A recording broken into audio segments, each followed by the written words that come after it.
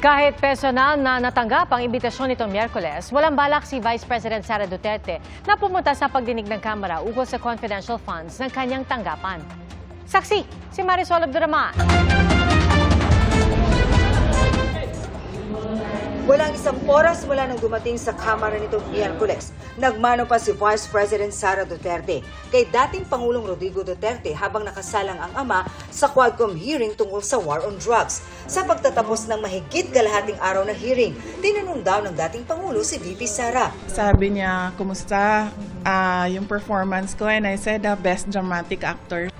Hindi nagsalita sa pagdinig si VP Sara, pero ang masasabi niya ngayon sa itinakbo ng Quadcom hearing, hindi niya maunawaan ang rules na ginamit. They use inquiry and investigation interchangeably. So hindi mo alam if it's an inquiry, you're a research person. If it's an investigation, you're a witness or an accused. Wala pang tugod dyan ang Quad Committee ng Kamara. Nagsimula yung araw niya 6 a.m. and mga around 10:30 p.m. na ata yon. Sinabi nung na baka low blood sugar na. So ay hindi ko makain. Nagpaalam ako na i-excuse na lang siya but ayaw niya, pero naniwala naman siya nung sinabihan namin siya na kumain na muna siya. Kaugnay naman sa mga sinabi ni dating Senador Antonio Trillanes IV tungkol sa money bank accounts ng mga Duterte.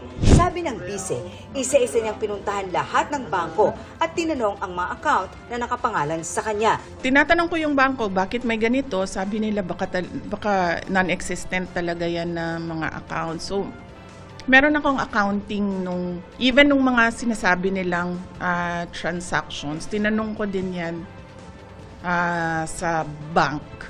At kaugnay ng paglagda niya nang tanggapin ang iniabot na imbitasyon para sa hiwalay na pagdinig kaugnay ng OVP Confidential Fund. Sabi ni Vice, hindi raw siya dadalo sa invitation ng House Committee on Good Government and Accountability. Pero plano raw nilang magpadala ng sulat sa komite. We plan to say why, and then I plan as well to submit an affidavit about the confidential funds. Under oath din naman yung affidavit na yan. Inibitan nila ako isang beses lang doon sa unang-una. Pumunta ako, umupo ako doon. Hindi man nila ako tinanong. Kung nakikita nyo, nakaupo lang ako doon. Nasasayang yung oras ko, kaya nagpaalam ako kung pwede akong umalis. Pinayagan naman nila ako.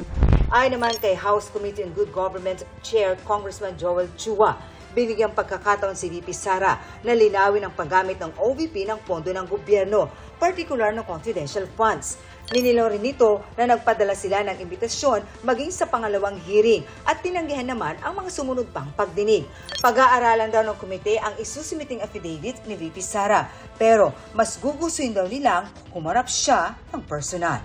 Para sa GMA Integrated News, Marisol Abduraman, ang inyong saksi.